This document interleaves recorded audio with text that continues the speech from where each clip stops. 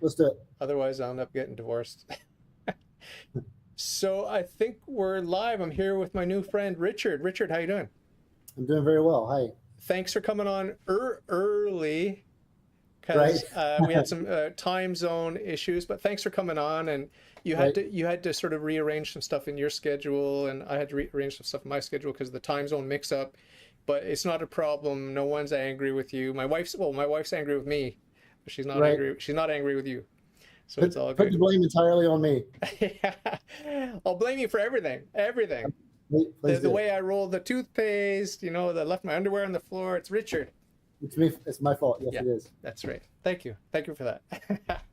So, listen, before we get into all the sort of analysis of theism, atheism, and sort of the cultural stuff and all that tribalism, like you talk about on your YouTube channel, Sure. I want to do a biographical sort of sketch. You'll do one of yourself, just sort of walk us Okay. through from childhood till today, roughly the story. Were you exposed to God and religion growing up, and how did you end up being an atheist or agnostic or whatever you are? Talk us through all of that good stuff right up until today, and then we'll just have a conversation about it. Okay. Yeah. Sure. I was raised Southern Baptist by a really great church. Um, Probably around 17, I started having questions. I might have had questions before that, but I remember when it was really bothering me at about 17, because I had this mindset of I just want to know the answer, and I remember like in math, if you just kept studying, then you get the answer, and then you understand it. So I was kind of applying that towards questions that I had about the Bible and Christianity, and I wasn't getting that answer in the same way that I would with math. So I started to get more frustrated. Um, and then the way my church handled me, and by the way, they're wonderful people. Nobody was mean, but they weren't encouraging questions. They weren't encouraging us to ask questions.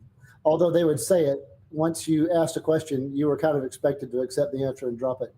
So to continue having questions was a problem.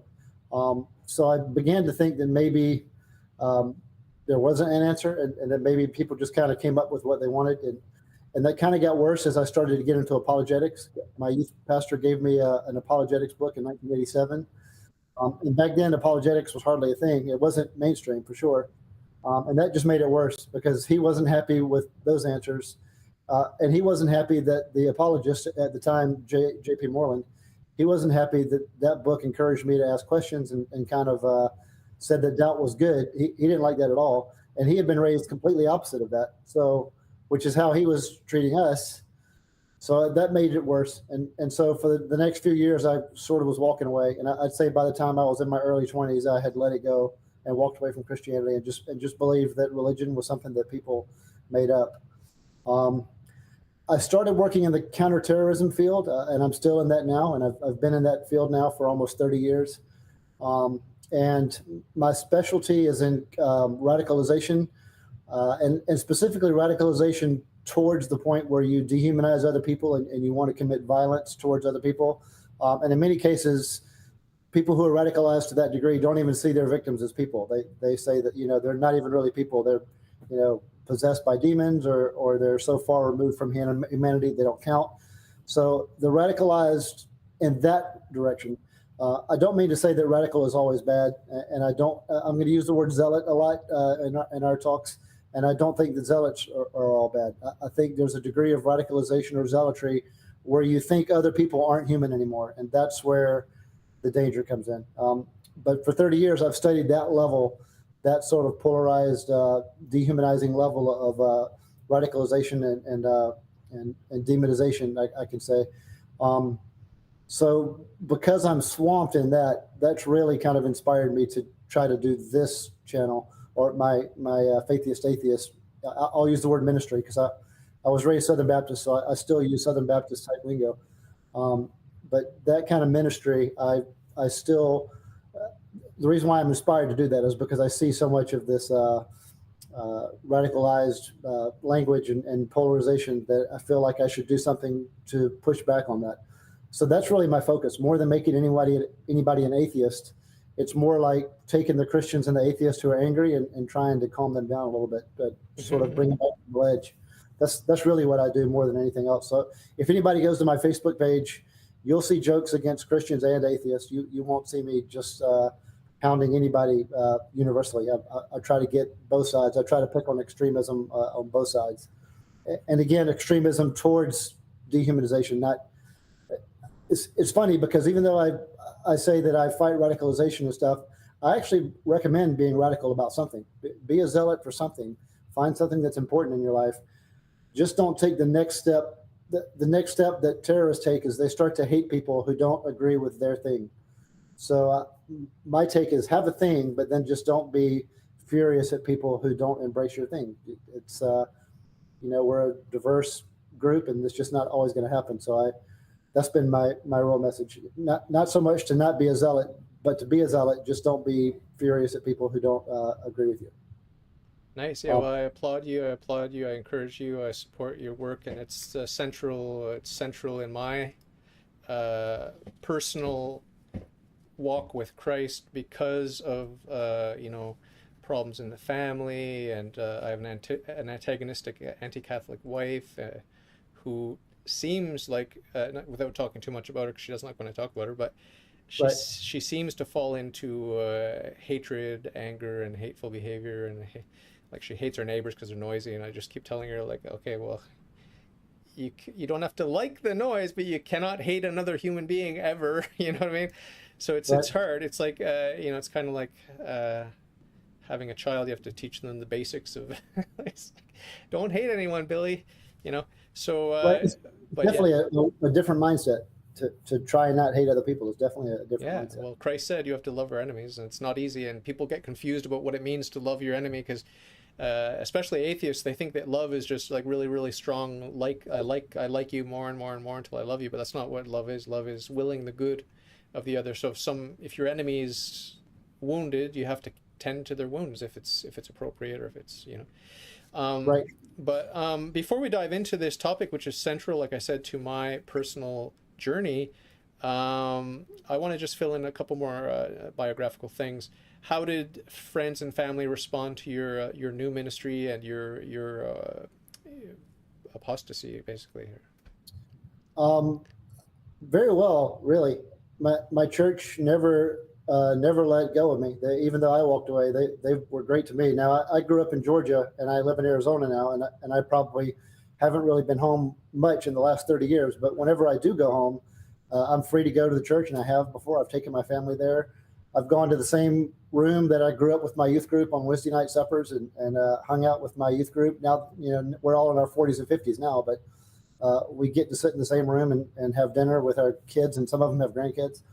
I've got two teenagers. So just it's been a great church. My family was okay with it. My mom was still is Christian. My dad wasn't, but he, his take on religion was like it was a snake oil salesman. Like, hey, do this for me now, and you'll get yours later. He still thinks that, and his dad thought that, and his dad thought that. So that was passed down. That I never thought that. I certainly see I certainly see Christians who've earned that reputation, but I never thought that's what Christianity was. But that's what we if did. you send me $9.99 right now, I'll put in a good word for you with the church. Right. Yeah, exactly. So that was his take. So he didn't really care. Although he was, I say was because I'm 52 now. So I think of my father, so long ago, but he's still alive, and we still talk. But God rest his soul. Right, but he wasn't like believe in atheism or don't do good. So he was still big on morals, and still is big on morals. He just doesn't frame that in a Christian way. So like for instance, over here in the States, we had Little House on the Prairie a few days ago. Remember that? Yeah, of course. So he would say Charles Ingalls was a good standard for a father and community member and citizen. Charles Ingalls was the standard, even though Charles Ingalls was a super strong Christian. My dad was like, okay, but he's a good father and a good community leader, and cares about things. So I was still raised with that kind of goal, even though he wasn't Christian. My wife is Christian, so we're the opposite of you. I'm the atheist, she's the Christian, but she's the kind of Christian that's like non-denominational, and don't get into theology. There's God, there's Jesus. Leave it there. So she's not the kind that gets into theological discussion, which I honestly think most Christians are like that. I call them "leave me alone" Christians.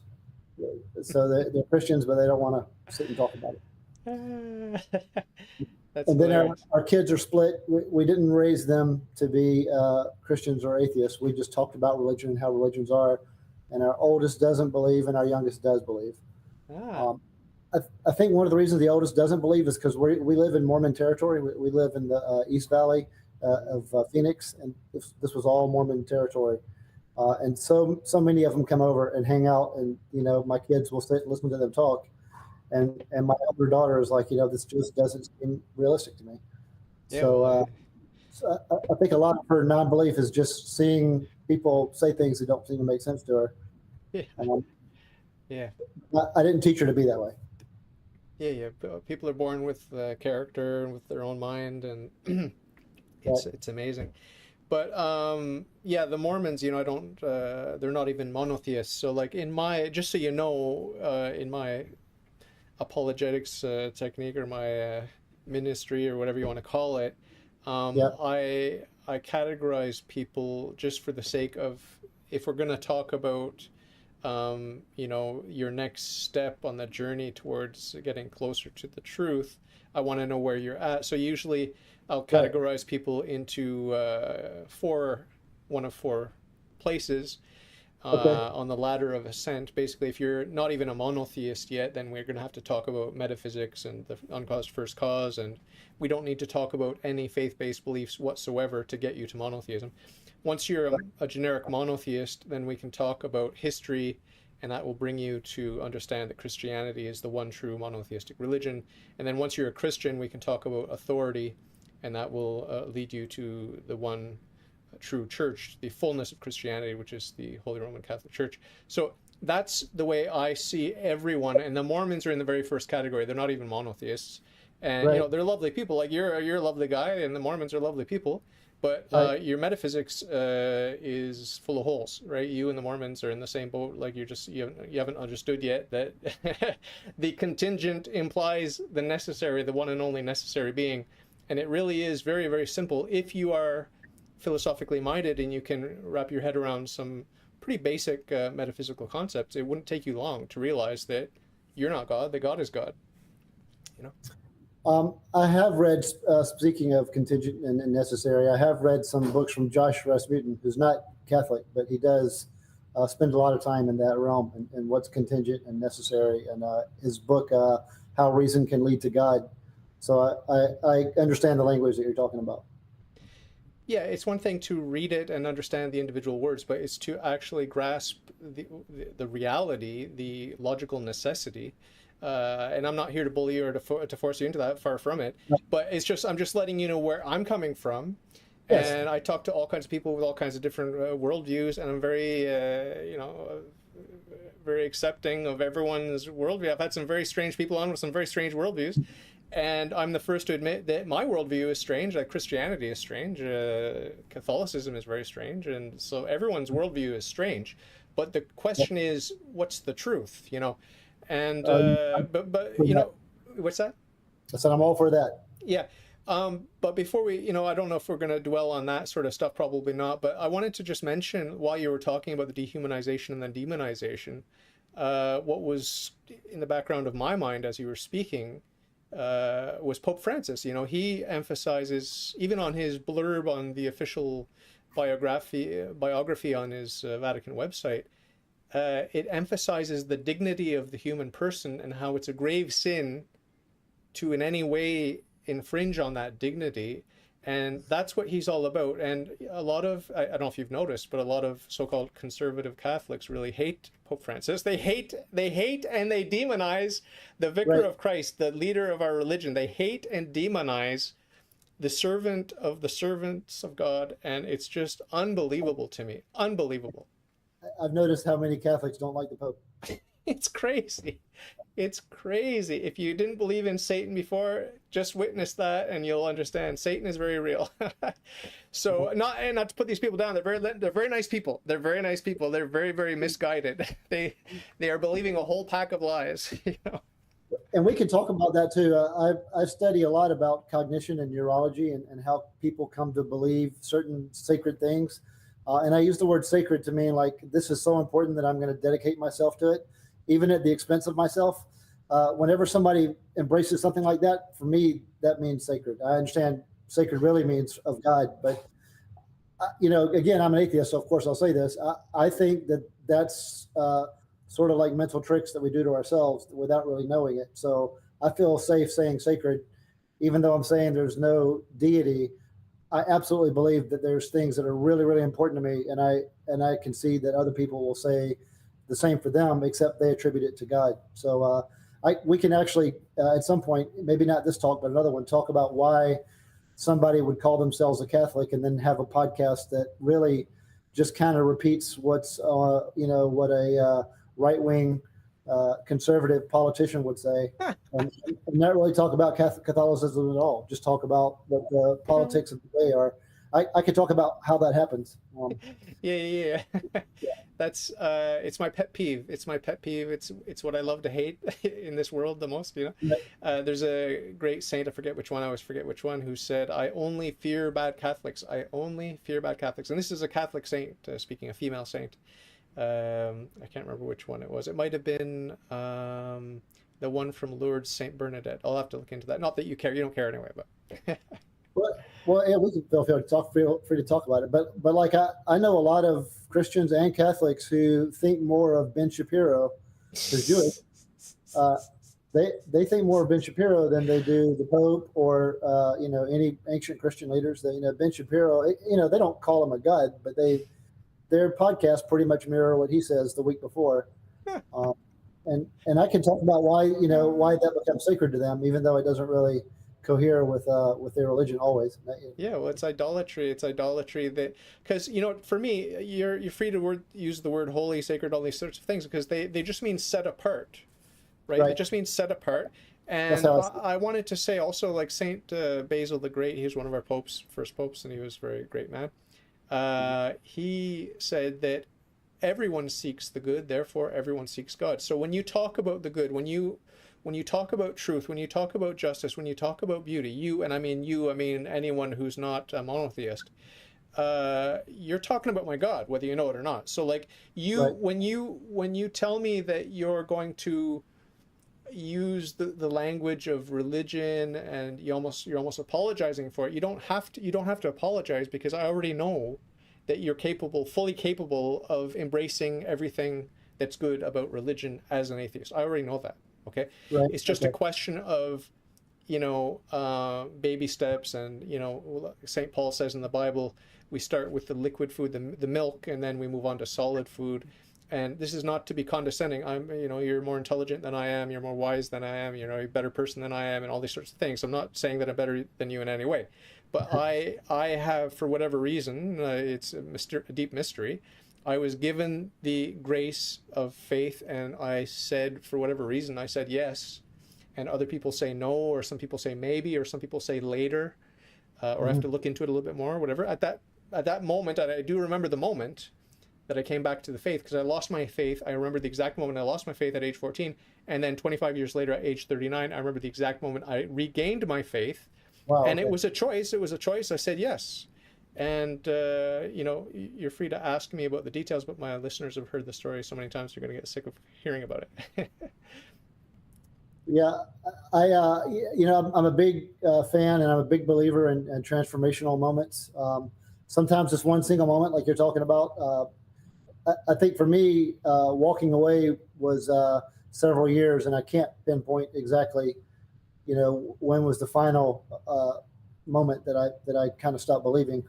But I have had 4 or 5 life-changing transformational moments where I felt connected to other people, and I felt like this is important, and I need to dedicate myself to it, and I need to represent myself as best as I can in defense of this thing that I have embraced.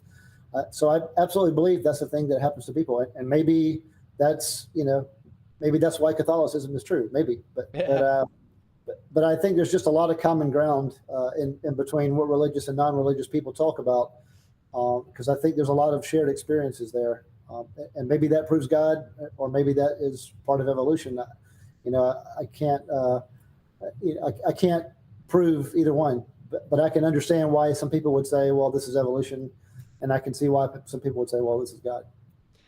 Yeah.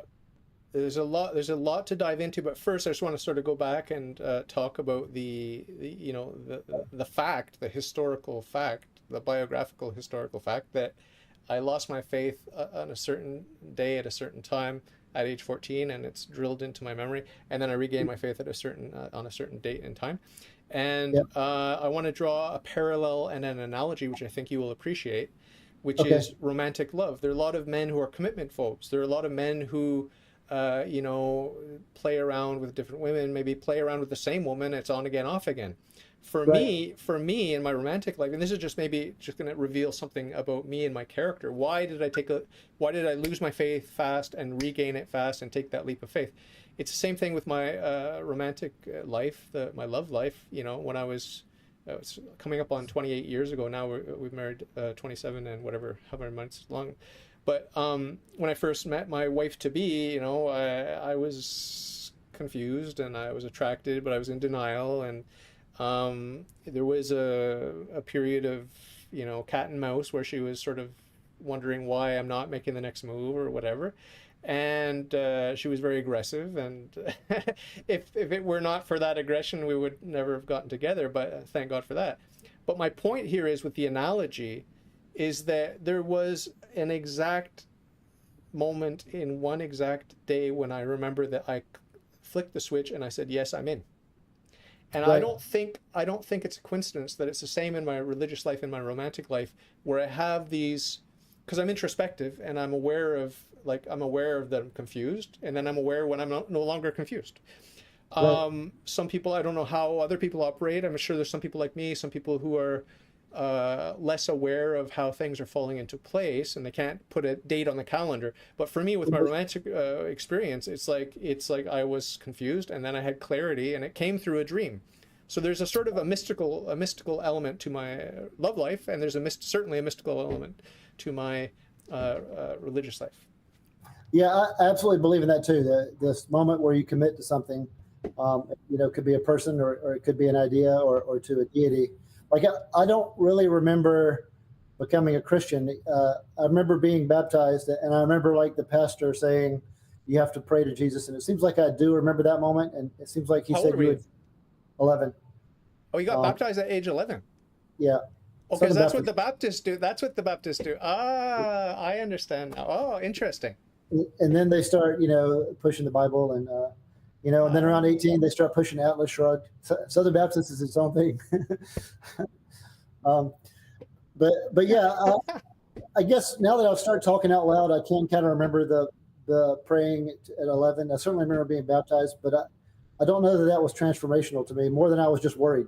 More than I was like, God, I hope I'm doing this right. Um, but I remember when I realized that my wife and I were going to get married, and that was a moment, and it was just like you. It was something she did that made me realize, okay, this is it. She's not kidding around. I remember that moment. I remember when she said she was pregnant with both of our kids, and that moment when she said she was pregnant, we both kind of committed, and came up with names, and just started treating that soon to be kid like it was already there, and talking to we have two girls, and we would talk to them and play music, and just we started getting their rooms ready, because so that kind of commitment. I've had that single moment commitment.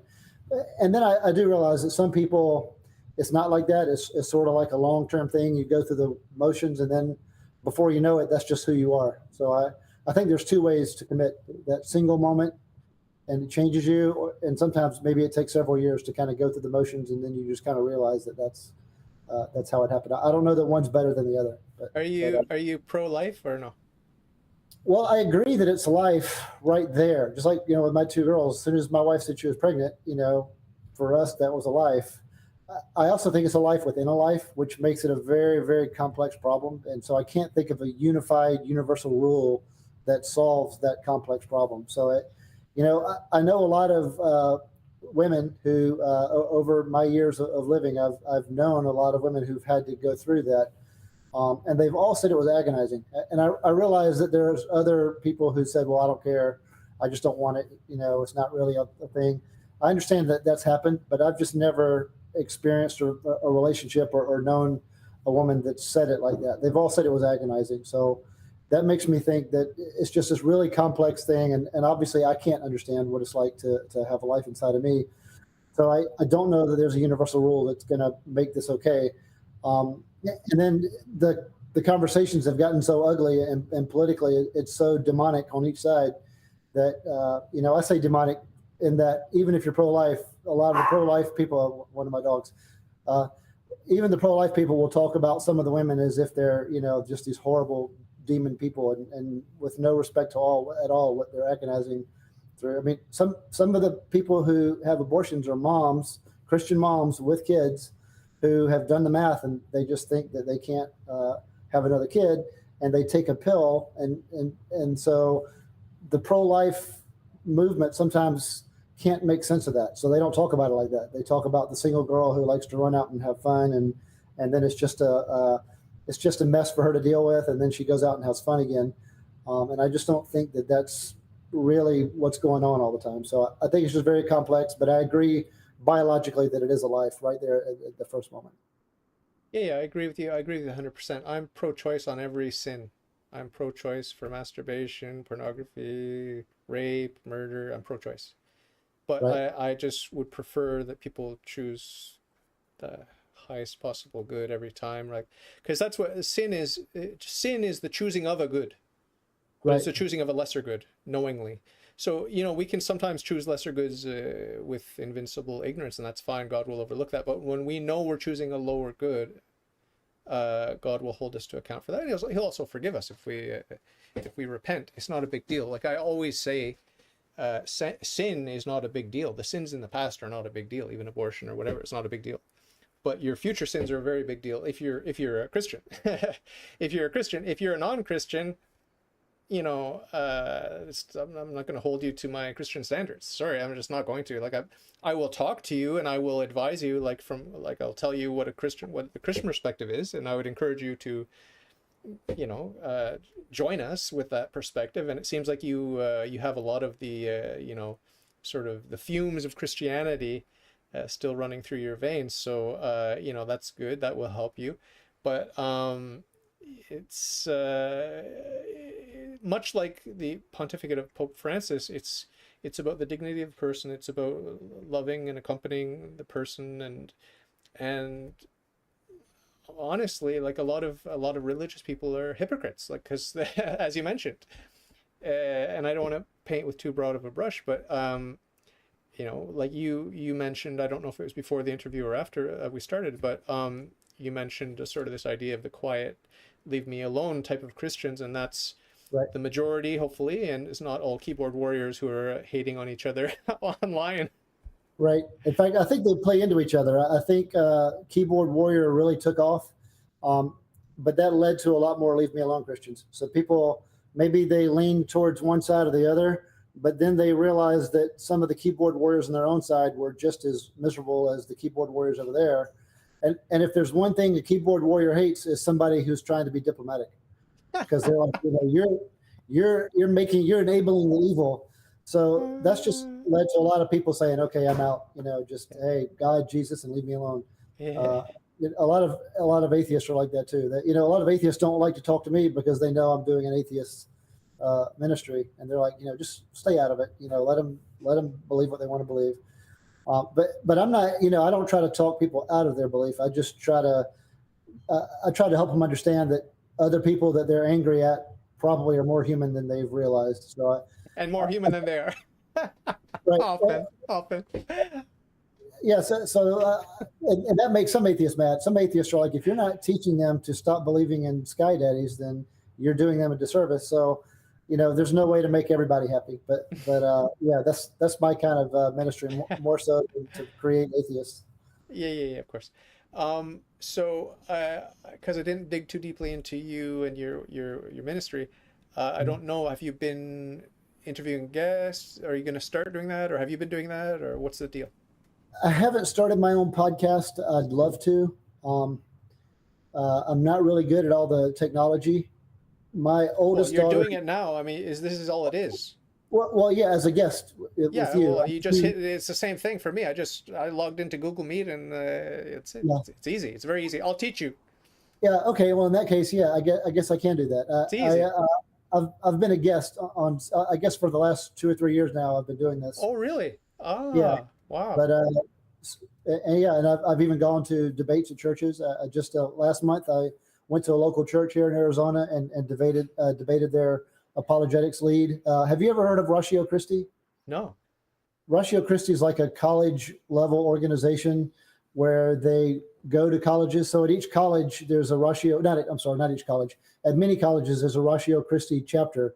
It's sort of like a fraternity, but it's got girls and guys, and it's a Christian organization within the school.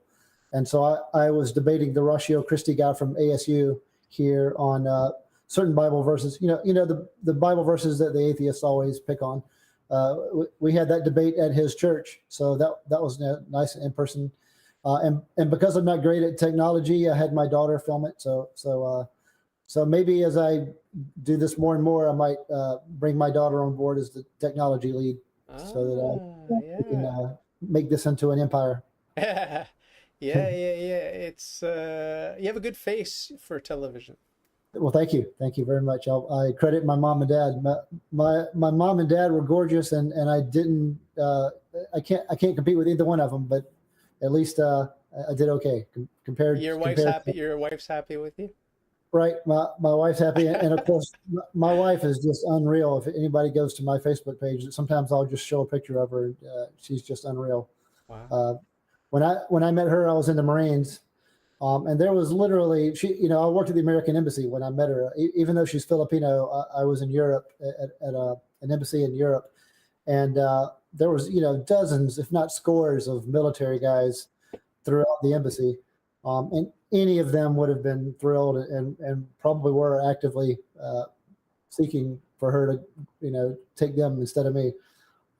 So I still don't understand why she picked me, but I'm glad she did. Yeah, well, again, to go back to the analogy, the parallels between romantic love and religion, right? Some of my Protestant friends, for lack of a better term, they think I'm silly for worrying about, my salvation and, worrying if I'm pleasing God or displeasing God and these sorts of things, because we Catholics were very much aware of the how easy it is to displease God and to go to hell ultimately. So it sounds like, it sounds to them, and it sounds like to a lot of atheists also, it sounds like you're neurotic and it's like you're full of anxiety. It's not good. It's not good psychologically. It's not good for your health and these sorts of things. But, in my romantic relationship, I have the same anxiety. Like, does she love me? Why does she love me? Are you sure she loves me? For years, like I'm married almost 28 years now. And for the first, let's say 24 years, it was like I really wasn't sure. Like I wasn't sure if she loved me, and if so, why? So maybe I'm just a very insecure human. But I think there's a parallel that can be drawn with my relationship with God. Like I know that I'm weak. I know all my flaws. I know I'm not good, much less perfect. So, right. I don't know why it seems like other people either have more confidence in themselves just in the worldly sense or even in the religious sense, or are they just pretending that they're not insecure the way that I'm insecure? I don't know. What do you think? I think no matter what your worldview is, and I'm glad you brought this up because this is kind of integral to what I think too. I think even if you're atheist or Christian or a Christian leave me alone or Hindu or whatever, I think you have a struggle between being empathetic towards what other people are going through, and then you also have a struggle for standards. You have a struggle for there has to be some kind of a standard. I can't just be so empathetic and open-minded that everybody can just do whatever they want. I can't be that kind of person either. But then I can't be so closed-minded on my standards that I'm a jerk to everybody else. So I think that's a struggle. I think everybody has to struggle with those two things and try to find some not even really a middle ground, but just a way to make them both work. Because if you don't have some sort of standards, then you can get pushed over. Society can't function. Even though I'm not Christian, I'm pretty conservative on terms of there has to be some sort of systematic rules and institutions for society to live. There has to be standards for behavior. So I'm not one of those live and let live kind of people for everything. But at the same time, I'm not like, it's got to be my way or you're a horrible person either. So I think everybody has to have that struggle. And so in your case, it sounds like you are struggling with that. For you, the standards is what's going to get you in good with God. For me, the standards, and good with my wife. yeah, or your wife. Yeah, for me, it's my wife, my community, my boss, my kids. My neighborhood. Whoever's out there. I mean, when I'm walking through the grocery store, I should be thinking about everybody at the grocery store too, and not just barreling through and seeing myself as part of something bigger. I think is important, and so you're trying to meet those standards, and so you're going through that struggle, and in the Catholic framework, that's how you see it, and that might be the only framework, but even if it's not, it's the reason for your struggle, and I think the struggle is important. That's my number one thing. It's important to embrace that struggle, and I don't think it's ever over.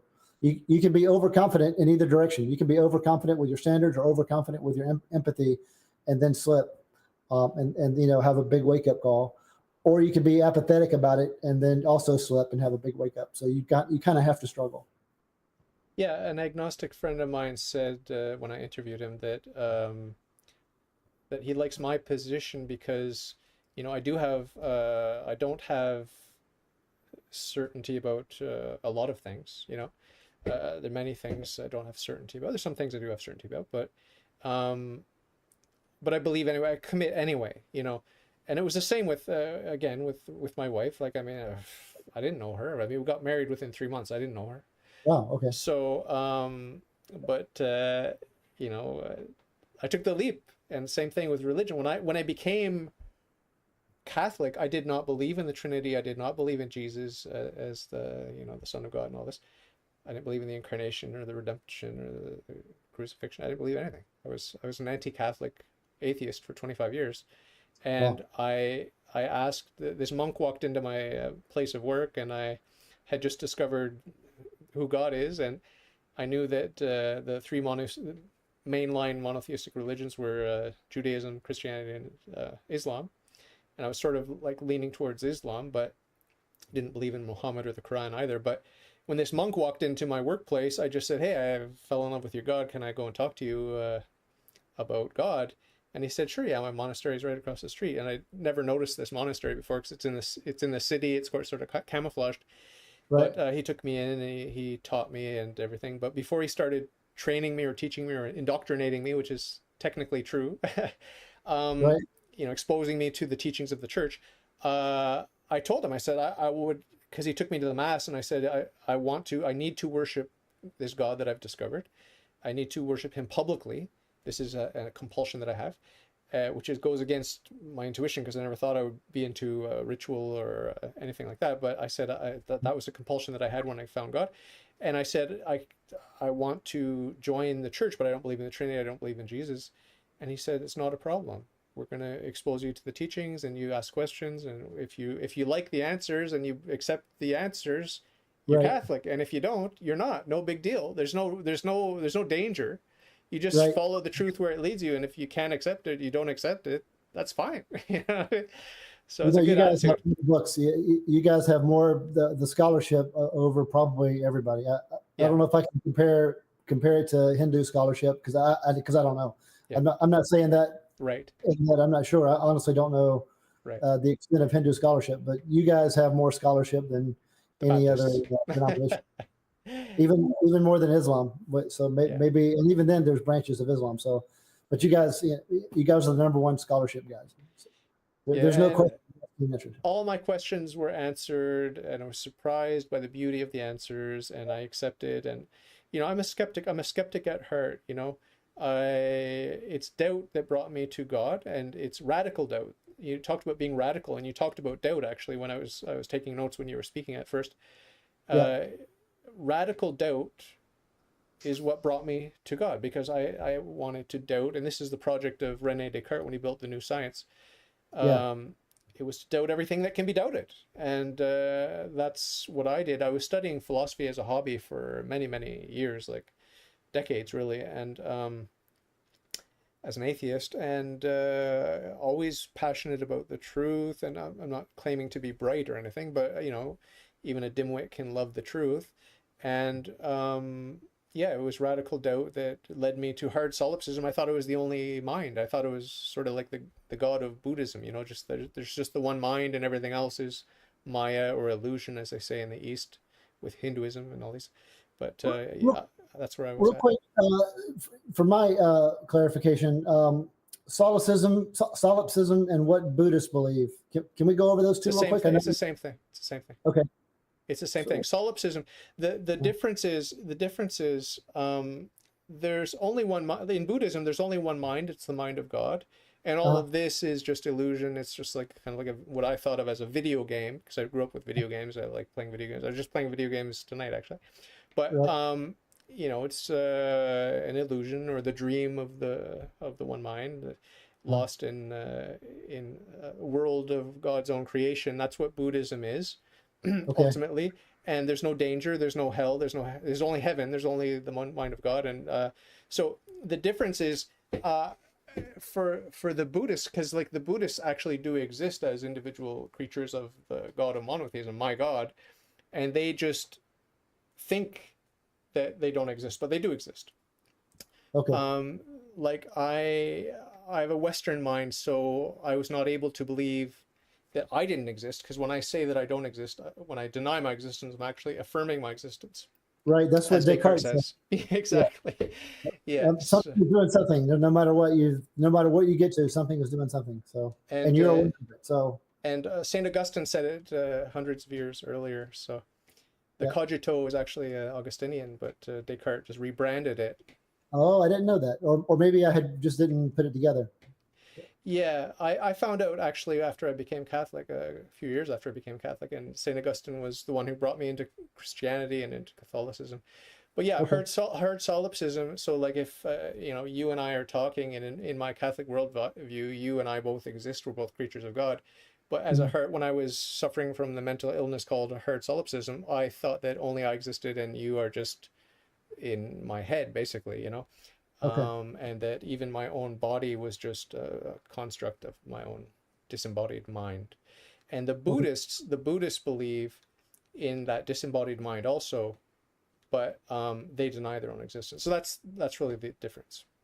Okay. But I guess connecting, I think the objective is to go back to the reality of that one mind. So maybe each individual Buddhist realizes that he is that one mind, because what else could he be? Right. Okay. But I don't know. I've never gotten a straight answer from any Hindu, any Buddhist. I never get a straight answer about anything. Right. Anything. My take is that the ones who are effective are probably struggling on some level between open-mindedness and standards. So even though I might not understand them, I can probably tell if they're going through the struggle or not just by how they live their lives. Yeah. Yeah, there's some wonderful people in the East. I interviewed a couple of Hindus on my podcast, and it's a little bit frustrating for me because there's a cultural difference in the East, and just talk to anyone from China, like not necessarily Hong Kong, but mainland China, and you're going to discover some cultural differences that are pretty big. Right. Like one thing I've noticed, because one of my post-grad degrees is in international relations. And one of the big things I noticed was that when they say middle ground, they're not saying that both sides have a point. Oh, no. What they're saying is, I'm going to help this other guy save face. I'm not gonna say I convinced him and now he agrees with me. I'm going to say we've reached a middle ground. Even if they've totally dominated, they still say middle ground. They're trying to, and sometimes they do negotiate. Sometimes a little bit of contribution from each side. But they're not going to say, I trounced that guy and now he's with me. They're going to say, we reached the middle ground. which is the kind of thing that a lot of the keyboard warriors would just infuriate them. You're either a winner or you're worthless. And so this middle ground in terms of negotiation is meaningless. And then the idea that you winning and you still saying middle ground, that to them, that's just evil. So yeah, that's a big cultural difference. Wow, wow, that's pretty cool. I'm gonna use that, or maybe not. I'm not sure if I would be humble enough to use that, but it's a nice Right. idea. It's a nice idea if I could work up to that. Right. I'm really inspired by that. So maybe I was born in the wrong, hemisphere, but I'm You really gotta inspired by the idea tape your about, eyes back a bit. I'm right. kidding. I'm kidding. I don't have a lot of tact when it comes to silly racist jokes. Sorry, excuse me. Mildly autistic, that's my excuse. Oh, yeah. Okay. I don't know. I've been diagnosed by my friends. I don't know if that counts. Oh, I see. Okay. They think I'm weird, but yeah. Hey, in some ways, we are weird. Yeah. So I'm impressed. I'm impressed with you because you're like a military man, like common sense, no nonsense. You like to pump iron. You probably like shooting guns and stuff like that. I do. I do like to work out. I like to shoot guns. Yeah, I'm surprisingly conservative for a non-Christian, but I was raised Southern Baptist, so I was raised in the Bible and Atlas Shrugged. So I, I'll have conversations, and then a guy named Thomas Sowell. You ever heard of Thomas Sowell? Oh yeah, yeah, conservative guy. Yeah. Yeah. So I was raised in all of that. So I'll have conversations with conservative Christians for years, and they'll think I'm with them until they really start getting to know me and not realize that I'm not a believer. But yeah, I like to work out. I like to shoot. Now, politics have gotten so weird that a lot of my up and coming conservative friends don't take care of their guns. So in that situation, I'm preaching a lot to some of my, some of these guys listen to podcasts and they go out and buy guns and they don't take care of them. And then their house is full of unusable guns. And I'm like, no, it's like it's like a life. You got to take care of it. You got to maintain it. And if you have 7 guns that don't work, and no ammunition, that's another thing. Buying ammunition, practicing things like that, that kind of stuff annoys me. So yeah, I'm big on guns, but I'm also big on gun responsibility. And there's nothing in politics down here in the U.S. about gun maintenance and gun responsibility. That's an alien topic now to the pro-gun, at least the loud pro-gun movement. It's more about buying guns than gun maintenance. So I have to push back on some of that with some of my right-leaning friends. But yeah, a lot of the things associated with conservative guys, I do a lot of that. Yeah, I'm not, I'm hard to classify myself just because, I'm in Canada, first of all, and, the whole left-right thing is big up here too, but Uh-huh. everything's so left up here that, I don't know even what, where I would fall or whatever, but Right. I'm very, I like to say that I'm socially conservative, like extremely socially conservative. Like I do not want your daughters to be loose. Right. I want them to guard their virginity until they meet a good man that will marry them or whatever. That's a very big concern for me. They could do what Right. they want, and you can raise them as you want. And I know you're going to do a good job, but Right. I'm very concerned about that. I'm very concerned about that. But I'm live. On the other hand, I'm not going to start legislating it. But Right. I want the family to take care of the family. I want the husband to be a good husband, a good father, and I can't enforce that. I'm not interested in enforcing that. But I'm very socially conservative, like on paper, theoretically. But I'm Right. pro-choice. If you want to beat your wife and sleep around, you could do that. I don't think it's good. It's not going to work out well for you or for anyone else that you come into contact with. It's not good. And if Right. you want my advice, I'm going to tell you it's not good, but you can do what you want to do. So I'm not sure if I'm like some kind of libertarian. I've got a libertarian friend who thinks I might be, but I don't know. I don't agree with libertarianism either because it Right. seems unprincipled in so many ways. The fact that you're not trying to encroach on others is probably what the libertarian is thinking when he thinks that you might be with them. But I think for the libertarian, the priority is to not get involved in other people's uh, beliefs, Business. except for the fact that you shouldn't get involved. So yeah, so libertarians is kind of an interesting dynamic. Um, Well, you and, mentioned and Ayn Rand. You mentioned Ayn Rand. You were a big fan, or I did like the book a lot when I was younger. Now I can see a lot of the flaws, but there's like a couple of things about that book that still inspire me now that I really, really enjoy. So I still talk favorably about it. But if I meet a critic and they say, well, she's not a skilled philosopher, I'm like, okay, yeah, I see that. And a lot of her characters would go on a rant literally for 30 to 60 pages. So, a lot of people hate that when a character goes on a rant for 30 to 60 pages. But I mean, there were some ideas there that I really appreciated. So there's enough there for me to, and I read it a few times. So that for a fan of Atlas Shrugged, I could hold some good conversations. But for a critic, I can hold some good conversations too. I wanted to ask something real quick before I forget, and we can get to this later. But I was just talking to a guy named Tim Barnett, who he's an apologist who goes by Red Pen Logic. You ever heard of him? No. Red Pen Logic. Okay, he's up in Canada. Okay. He's very evangelical, so he fits right in with the evangelical apologists down here in the States. But he's in Canada, okay. And he and I were at a event last month, and he only had time to mention that in Canada there is a split. There is there is party conflict, but there's not a party that's like the evangelical, like the Republicans down here in the States. He's saying that's not a thing in Canada. Is that true? Is there any party? We have liberal and conservative, and the conservatives are all pro-abortion. They're all pro-abortion. Like the most right-wing people we have are pro-abortion. So okay. I'm anti-abortion, but I'm also pro-choice. Like you can do whatever sin you want. I just don't recommend it. Right. And I don't know. I don't have I'm agnostic about legislation. How do you legislate against sin? Like I just don't know what the proper way to do that. There's above my pay grade. Right. Okay, so I'm sure we should have some laws, and I read somewhere that the more general and loose the laws are, or the constitutions are, the better, because when you start getting into details, it breaks the system somehow, because it needs to be organic. I read that this is some guy that was writing in the 17th century about political philosophy, and he was Catholic, but I'm a subsidiary. The principle of subsidiarity is very near and dear to my heart when it comes to political philosophy. We should let the power flow down to the lowest reasonable level, and you don't try to pull the levers that are above your station either. Okay. But the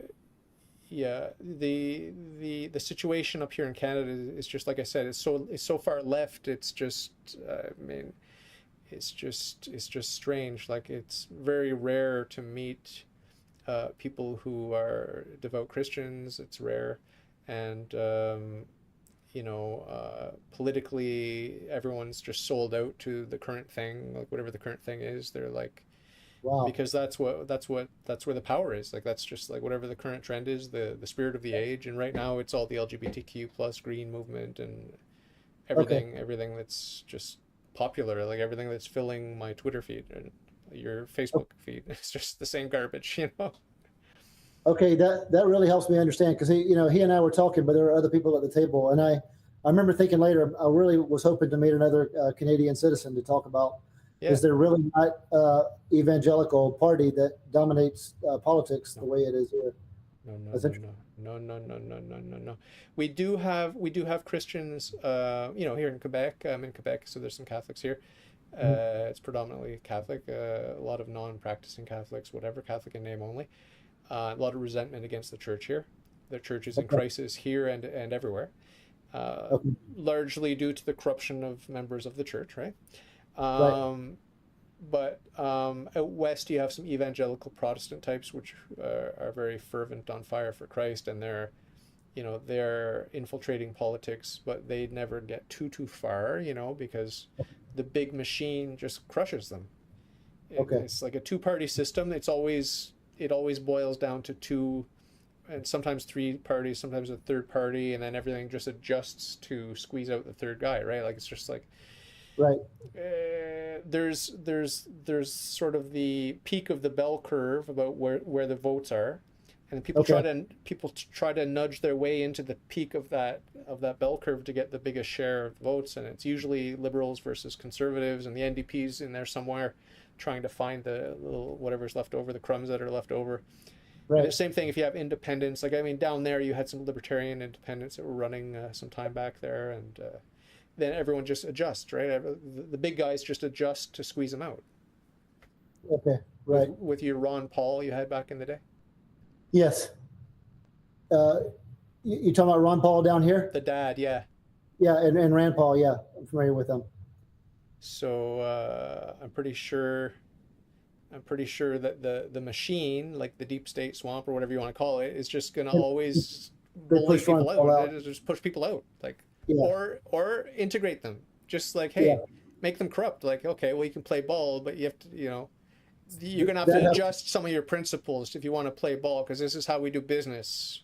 Yes, I think that's a big problem with politics. Is you could go in, especially down here, you could go in with a good heart and some good ideas, and you just can't get any traction because people won't deal with you if you're not corrupt. Exactly. That is the key word: corruption. Corruption in the church, corruption in the state, corruption in the schools, corruption in the hospitals. And I'm not going to talk about that so-called pandemic we went through for the past however many years, because I get kicked off of YouTube. But it seems like they're getting more tolerant. I can sort of hint about it, and they're not giving me any warnings lately. So maybe that's behind us. There's something new coming up down the pike. Right? Maybe that fad will fade. Yeah, but I was going to say, going back to Catholicism, there's one thing that I agree a lot with Catholics and religious people is that all people are corruptible. Every Yeah. single person is corruptible. In fact, I think that some of our Christian conservatives here have forgotten that. I think they've forgotten that all people are corruptible and that you need some type of oversight. Everybody needs some kind of oversight, or they will probably become corrupt. Now, me as an atheist, I'll say it's just because our evolutionary nature, our selfish desires will kick in unchecked. They're going to kick in and take over unless it's checked. So you kind of need each other to check that. But you guys would say it's our, evil nature or our fallenness, and you need God to get you out of it. But we're still talking about the same thing. We're still talking about somebody who thinks for himself rather than everybody else. And if you're not strong enough to step up and say, hey, you need to be checked too, then that's going to become a problem. And I think some Christian conservatives have forgotten that with some of their leaders. For sure. Absolutely. I mean, Not I always say, huh? Not to say that the left hasn't, not to say that the left is setting the standard for that, or that atheism sets the standard for that, because they don't. I'm just saying that the guys who should be teaching that all people are corruptible aren't teaching that sometimes. Yeah. Do you know, there's a guy in my live chat here, Wesley Curry II. Do you know him? Curry? Never seen him before. Curry. He must be one of your guys, because I've never seen him before. He's in my live chat here. Oh, wow, that's great. I Maybe can't. one of your guys. No? If he is, I just can't remember the name, but I'm getting old, so. Yeah. I know what it's like. I'm 53 now. My memory is like definitely going. It's sad. It's very sad. Huh? We're the same age. That's cool. Oh, I was born in 70, March. Okay, I was born in October 1970. Ah, cool. Do you like the 70s music? My wife's annoyed with me because I love the 70s music. I love progressive rock from England in the 70s. That's my big thing. Yeah, I mean, it was like an orchestra, but with rock. I mean, my favorite kind of music is when blues became rock. So okay. 70s was like when orchestra, they were like, we'll still do orchestra, but we're going to have electric guitar. So I absolutely love 70s music. It might be making a comeback. Yeah. Up here in Canada, we have this controversial figure. I'm kind of have mixed emotions about him, Jordan Peterson. I was thinking about him. Huh? I know a lot about him. I know a lot about Jordan Peterson. Oh, you do? Yeah. Okay. Because as you were speaking earlier, I was just thinking about your openness, and Peterson talks about openness as a trait. Yes. So maybe talk to me about the way that he understands these sort of inclinations that we have, personality types, character, and these sorts of things, and where you see yourself through his lens, like how he would see you, how he would peg you. First of all, then we'll talk about his other stuff. Well, that's a good point, because my big thing with Jordan Peterson was that he talked about his Descartes moment. Just like Descartes got to the point where he said, "I think, therefore I am," and that became his foundation. Jordan Peterson says that his moment was that he realized that all people were horrified by atrocities, and he said that's like a universal foundation from which we can build. So that inspired me. That he said that. I don't know that that's always the case, but it was inspiring to me. And there's certainly a lot of people that usually, if you bring that up in conversation, usually everybody would nod along and say, "Yeah, you're right." So that was his. So that's something about him that inspired me. The fact that he believes that there's some kind of universal themes that kind of are foundational to all of us, and they're foundational to our existence, and that maybe he sees that as God. That I'm inspired by that. I don't know that that's true, but I'm okay with it, and I see that it really moves him, and that he really feels like this is important. So he's like a zealot for that, and I like that. And I guess he said some things about some political things that that has made it controversial. So I can't say I'm a huge fan of his, but I'm just inspired by those things that he's mentioned. And then in terms about what he thinks personality types are, I'm not familiar with that. So you might tell me what he thinks before I can say what. No, I don't know well enough to tell you. I just remember that, he had sort of these like different spectra. So there was openness versus whatever. Like you've done these personality tests before, right? When you find out that you're judging or reasoning or whatever. I'm a diplomat. Even in the Marines, when they tested me in the Marines, they said you're a diplomat, and then they said that's not what we do here in the Marines. So I had to, for 10 years, I had to understand that that's not what it's about. The Marines is about following orders. But I'll tell you, I was very helpful. There was times when they needed a diplomat, and they knew that's what I was, and I was called to step up.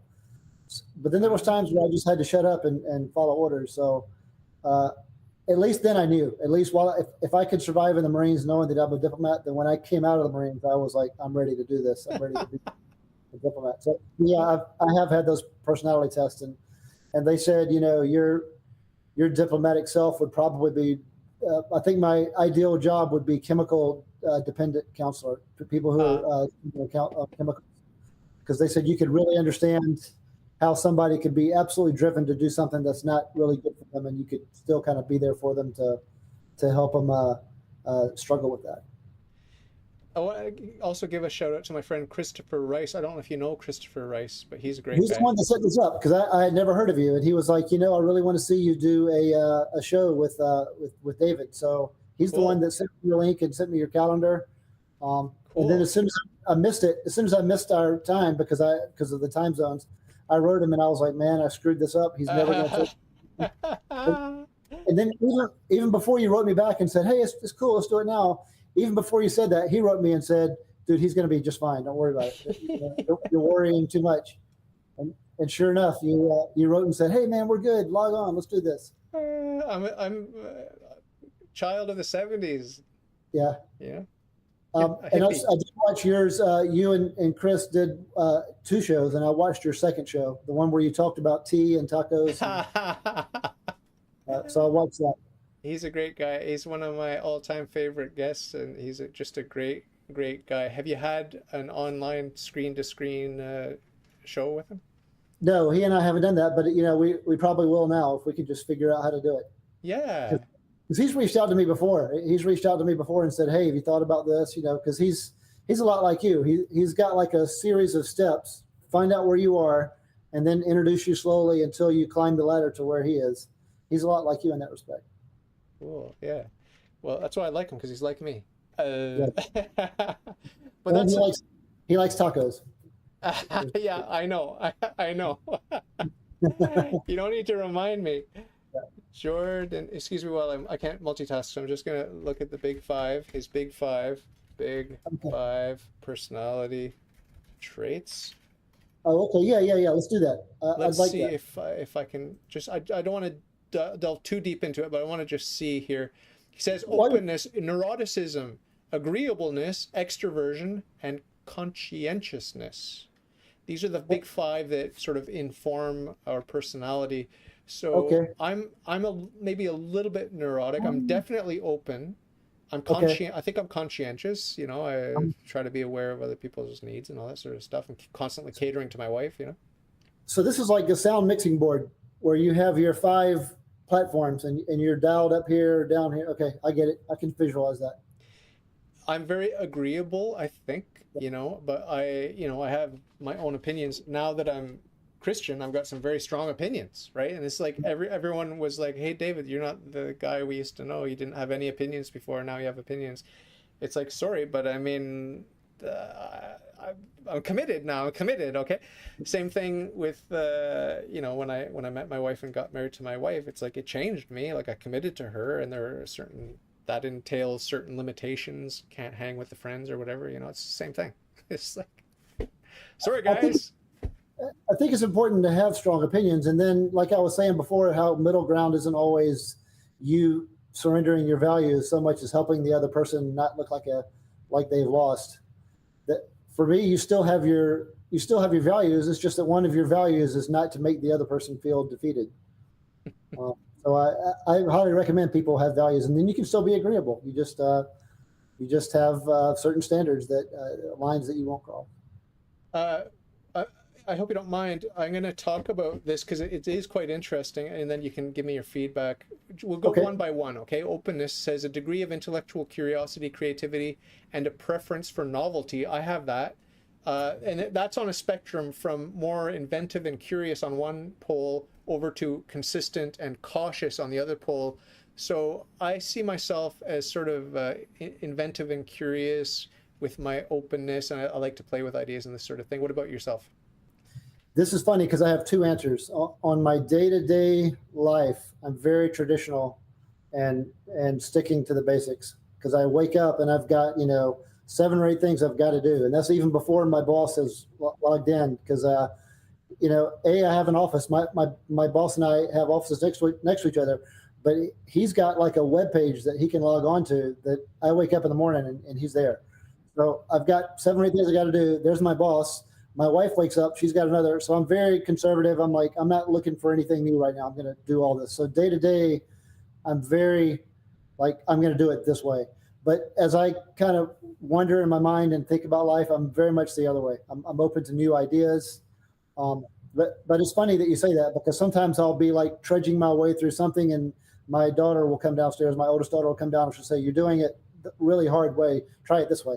So like this, thinking of a novel way of doing something didn't even enter my mind, and she'll point it out to me, and it had never occurred to me. So I probably need to bring some of that novelty, openness to novelty, to my day to day life. But in terms of just thinking about what's possible, I think I'm very open to new ideas On your free time, yeah. yeah. Very cool. Uh, Neuroticism, predisposition to psychological stress, and that runs the gamut from secure and confident up to sensitive and nervous. So I see myself as sensitive and nervous. Okay. What about you?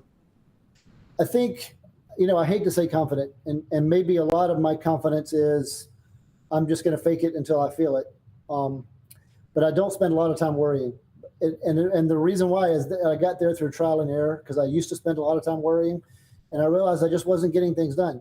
And I say when I used to, I really mean like a long, long time ago. Like I remember being a child and thinking there might be a ghost in my room, and I might have only been like 11 or 12, and I was at my dad's house, and it was a Friday night, and I knew my dad was going to wake me up early to work. He had a hardware store, and we would work from like 7 in the morning till 7 at night at his hardware store.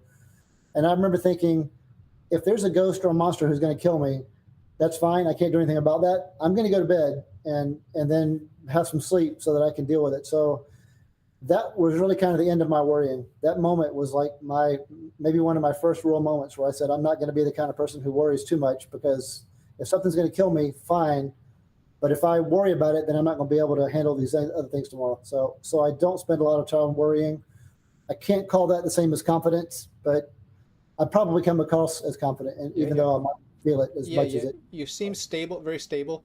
I Right. I have to moderate my initial answer because I am secure and confident, and I don't worry, and I don't dwell on the past, and I don't beat myself up about stuff.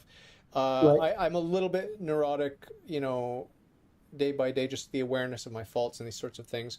But I put myself somewhere in the middle, I guess. I wouldn't want to say that I'm overly neurotic or sensitive, and I certainly don't worry too much. Right. So I just want to moderate that. But like you said before about struggling to make sure that you're as good as you can be, I think that's still important. But I don't think you have to be neurotic. So, Yeah. like for any listeners out there, I'm not saying don't ever worry about the struggle, but just don't make it so much that you worry so much that you don't get anything done. Don't worry, there are no listeners to my podcast. Very few. I got Christopher Rice and a couple of my friends, and that's about it. I'm talking to him then, and to the talking to Wes. Agreeableness, measure of one's trusting and helpful nature. So this ranges from challenging and detached to friendly and compassionate. So I like to think of myself as very friendly and compassionate, but you know, when I'm sick, my wife's very good at making me feel good, and when my wife is sick, I'm just like, I can't deal with this. I'm just impatient, like, you know. So I'm not very compassionate, really. I'm compassionate in theory and in practice. I don't have a lot of patience and a lot of so it's a bit of a character flaw that I have, probably due to my childhood and, you know, weird family stuff. But but I'm very friendly and agreeable. Right. But when it becomes inconvenient, I tend to be more selfish. Okay. Yeah, I do try to be friendly and agreeable, and even if I disagree. But, you know, for me, that kind of even helps my standards, because if I'm listening to someone that I really disagree with and I'm choosing to be friendly about it and agreeable, that's still, I'm kind of testing my standards against what that person's telling me, while at the same time, you know, saying, yeah, I see what you mean. And, you know, checking my language so that he's not thinking that I'm confirming or saying that what he says is good, but at the same time, I'm not screaming at him either. So I kind of enjoy that tension. I enjoy when I disagree with somebody, but I'm listening and I'm saying, I understand that, without necessarily joining sides with him. I'm very much like that. One thing about me, it's a little bit of a character flaw, is a little bit intolerant of my wife nagging and complaining. Like I want to shut that down right away. You know, so this is probably very, very common in married couples. Very, very common, probably. I can sympathize with that very much. But my wife is a wonderful, wonderful person. But she does give me long task lists as soon as I walk in the door from a hard day of work, and she'll give me a long list of task things I need to get done, whatever. And so I push back, right? Or if she's constantly complaining about the same thing she always complains about, I push back. It's just like, not interested, don't want to hear this, like whatever, right? Like very insensitive. Is that a different sort of category? That's a special case? Yeah, I for that particular thing, there's times when you can just, when somebody can just dig in and make it too much. So I'm really good at that. If I've had too much, I'm really good at expressing that. These are the limits, the boundaries that you talk about. Right. And then the people who've known me, like my wife and my kids, will say, you know, it's amazing the amount of patience that I usually have, so that when I do reach that limit, then they all say, okay, that's reasonable. I figured it was bound to happen eventually. So yeah, I'm with you. So when I do reach that limit, everybody is like, okay, I got you. And if I did it too much, like my dad does it too much. And when I was little, he did it too much. And he did it so much that now nobody really takes him seriously. So I think you can't overdo it, but there have been times when I've reached my limit. Yeah. Excellent. You're giving very colorful feedback for these. This is amazing.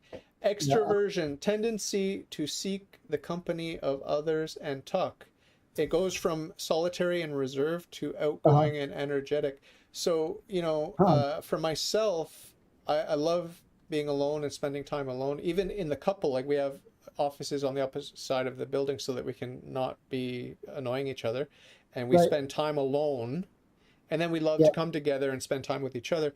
And then I do the podcast and I get to meet people, and it's like an hour or two of social stuff. And then I'm done. Like I don't need more. I don't need more. Like I've had enough socializing. So I think I'm not that extroverted, but I do love talking to people. Yeah, I think I'm a really healthy mix, because I do need both. If I'm like, when I was in the Marines and I was always with people, I would yearn for times where I didn't have to have that. But at the same time, when I'm by myself too much, I yearn for other people. So I've never agreed that like Okay, well, I have to say I've never agreed that for me it was either one or the other. I always thought I needed both. However, I have met people that, and I've known them for years now, where they've said, "No, I've got to be alone," or "No, I've got to be with people," and I absolutely take them knowing them the way I know now. On both sides, there are some people who need to be here or they need to be there, and so there's that diversity. But for me, I like both. Yeah, I think I'm leaning towards introversion, if that's a real thing, you know. I'm leaning towards the solitary, reserved sort of thing, and I just have my little moments where I can interact with people. I think I'm leaning towards that. Right. The last one of the big five is conscientiousness, tendency to be organized and dependable, and it ranges from efficient and organized to easygoing and careless. This is really a tricky one for me because I'm very mixed here. I'm very mixed here. Yeah.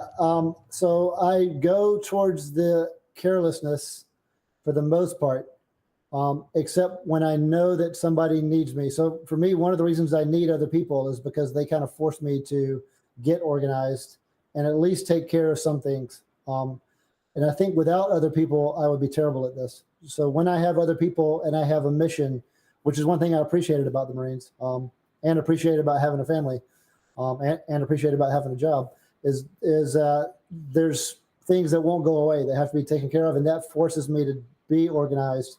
And in those cases, I can surprise myself by being good at it. But I think without that, I wouldn't have it.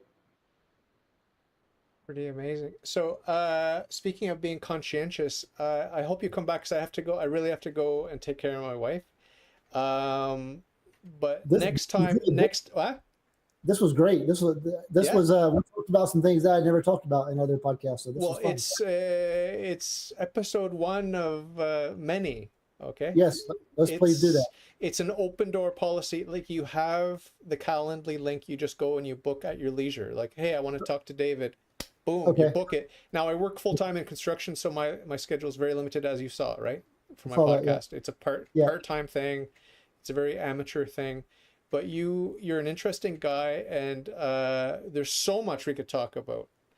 Next time, I'm going to randomly pick one of those books behind you, and we're going to go through and talk about it. Please, this is my life. These books are my life. So yeah, I'd love to do that. Amazing. Just promise me one thing, that we're never ever going to talk about tacos, ever. No, if we did have a taco fix, we'll go to Christopher for that. Yeah, I'm just bugging you, Christopher. Christopher's still in the chat, and I had Christopher's wife on. Did you watch her episode? I haven't seen that one yet, but I saw that she came on a few weeks after him, so I want to see that. Brave lady. I'm always begging every male guest, let me talk to your wife. Please let me talk to your wife. And they're all like, well, I'll ask her, but she's going to say no. But she said yes. She said yes. It's amazing. My wife might let you watch her do pull-ups. She's a physical fitness beast. We have a garage downstairs, and she's always working out. So she's like, have him sit and just put the camera on me working out. Wow. So it's a great pleasure to meet you. Is your daughter old enough to come and talk to me one-on-one? I'll have to ask them. They're both outgoing, but they're also teenage girls. So how old's your eldest? She's 15, and the other one's 13. So my youngest guest so far is like 17. So I don't know how to talk to. I'm not sure if I would be appropriate or whatever. But no, in terms of appropriateness, I could care less. I just think that they're the kind of people that when they get to know you, they'll talk, and if they don't, then they have a hard time. One word answers. Right. Yeah. Yeah. If they ever express like an interest in doing it, I'll absolutely put them in front of the camera. Yeah. I've never told them that they can't talk to guys or that they should be, scared of whoever wants to talk to them. I've never been like that. But I do know, just as normal teenage girls, they're very picky about when they talk and to whom they talk. Amazing. So I'm glad to have a new friend. And it's an exciting part of having a podcast, and I'm going to encourage you and support you to get your own podcast going, because you're made to do this. Okay, thank you. You're really made to do it because you're going to be able to bring things out of people and contribute to whatever conversation about any topic, and I can see that. So I'll support you in any way I can to make that happen. Okay. And because I kind of want to see, like, I want to watch you talking to all kinds of different kinds of people. That's what I'm curious now to see how that would go down, a really Okay. antagonistic person. Like I talked to Aaron Ra a couple times, and He's very difficult. I spoke with Kent Hovind. He was very Awesome. his big ego, Right. and I love people with big personality. I also love soft people like Chris Rice. Yeah. I love all kinds of people, honestly. The only bad guess, like you said, is the one that's just going to give one word answers. That's the only bad Right. guess that there is. Right. And they're good people. They're just clammed Yeah. up. Of course. Well, man, I'm really glad that I met you, and I'm Yeah. glad that you A, let me on your show, and then B, gave me another chance when I totally screwed up the time. Not a problem, my friend. We're going to see each other probably on Twitter. Now we're friends on Twitter, right? Right. I hardly ever do Twitter, but now that I know you're there, I might jump on a little bit more. Pop by once in a while. I'm not on Facebook, but Okay. I mean what I say when I tell you it's open invitation. I've got this 19-year-old kid from Toronto. He's Catholic, and he just books every couple of weeks, and I don't know what we're going to talk about. And I ask him, "Oh, what are we going to talk about today?" He's like, "I don't know," and then we just start talking. So Okay. it's very loose, it's very open, it's very casual and conversational, and you have the same invitation to always come back. And if you do want to dig into specific stuff, you're always welcome. But Okay. my policy is I don't prepare. If you want to prepare, that's fine. And I've had guests that have like there's this guy, ex-Catholic guy called Kevin Non-Tradcath or something like that. Nice Uh-huh. guy, really nice guy. He left the faith, but he's a nice guy and he's seeking the truth. And he prepared like a debate sort of format thing, and he prepared a 15-minute talk, and he gave his talk, and then I just on the fly responded.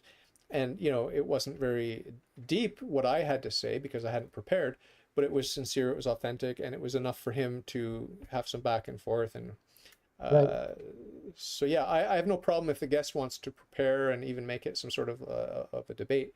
But from my side, the thrill for me is just to talk to someone and to play with ideas and to see what comes to mind, and to keep it spontaneous and authentic like that. Right. I love this format, and yeah, we'll just keep doing this. We'll just keep seeing what comes up. Someone I really want you to talk to is Rebecca from Bread of Life. She just showed up in my live chat. Yes. Do you know her? But yeah, I don't know her. What is she on? Is she on YouTube, Twitter? What's Yeah, she on? yeah. She's on YouTube. So Oh, I'll email the both of you, and you can be in touch. yeah. Tell her to make a comment, or how are you gonna send me her email? I'll do a group email Okay. saying, Yeah. "Hey, Richard, Rebecca, Richard, Yeah. take it from here." Okay. Sure. Okay. So God bless. I enroll each and every one of my guests, whether they like it or not, in a perpetual mass. So every day you're going to be getting these graces, and I'll, just go I with get it. Go with it.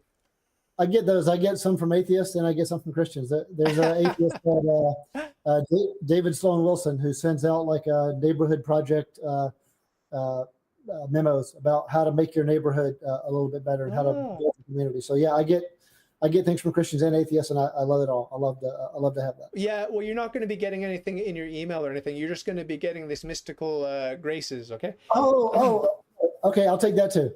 Yeah.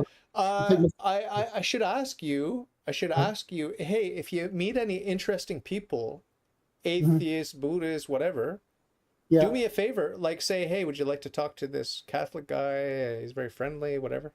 Yeah, absolutely. I sure will. You could say he's friendly, open, conscientious, and what were you? Just kidding. Yeah, I forget them now, or at least I really enjoyed learning about those, but I forgot what they are. Openness, conscientiousness, extroversion, agreeableness, and neuroticism. So which of those five do you most like or identify with? I'm such an I try to see the big picture. Now I just see it as like a stereo. Now I just see all of those platforms, and I just try to be mindful about where I'm at on each. You want balance. You want balance. Right, or at least I want effectiveness, because it could be that there's something else that needs to be part of that, or maybe like in the Marines, there was times where some of those had to be ramped down. Subdued. Yeah.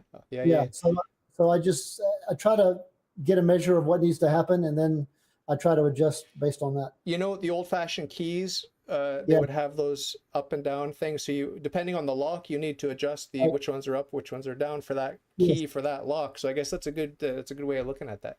I try to be like that for everything.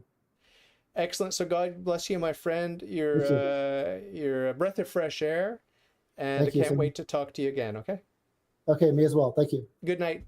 Talk to you Good night. soon. Bye-bye. Bye bye.